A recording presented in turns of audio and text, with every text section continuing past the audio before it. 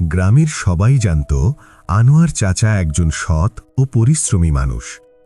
অল্প জমিজমা আর ছোট ব্যবসা করে তিনি সংসার চালাতেন।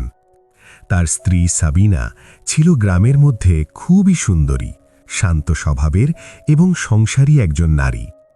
আনোয়ার চাচা সাবিনাকে চোখে হারাতেন।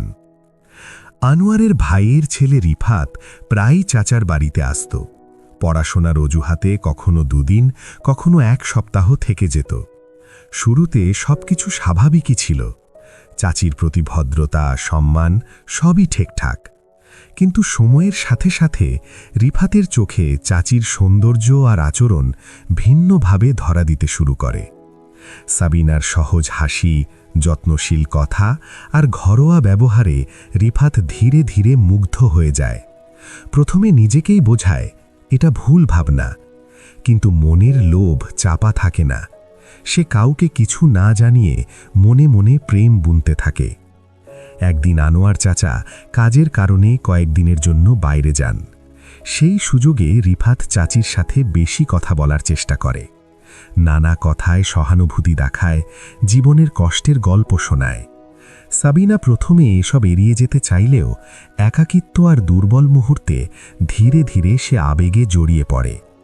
একসময় রিফাত তার ভালোবাসার কথা প্রকাশ করে। সাবিনা ভেঙে পড়ে। রক্তের সম্পর্ক, সমাজের ভয়, স্বামীর বিশ্বাস সবকিছু তার চোখের সামনে ভেসে ওঠে। তবুও ভুল সিদ্ধান্তের দিকে তারা এগিয়ে যায়।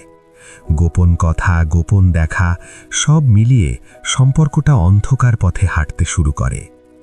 শেষ পর্যন্ত এক রাতে তারা হঠাৎ গ্রাম ছেড়ে পালিয়ে যায়। সকালে খবর ছড়িয়ে পড়ে আগুনের মতো। আনোয়ার চাচা ফিরে এসে সব শুনে স্তব্ধ হয়ে যান।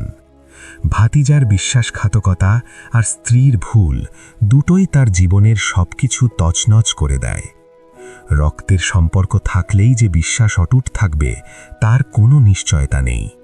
চরিত্র দুর্বল হলে সম্পর্কের নাম শুধু পরিচয় হয়, ভরসা আর থাকে না।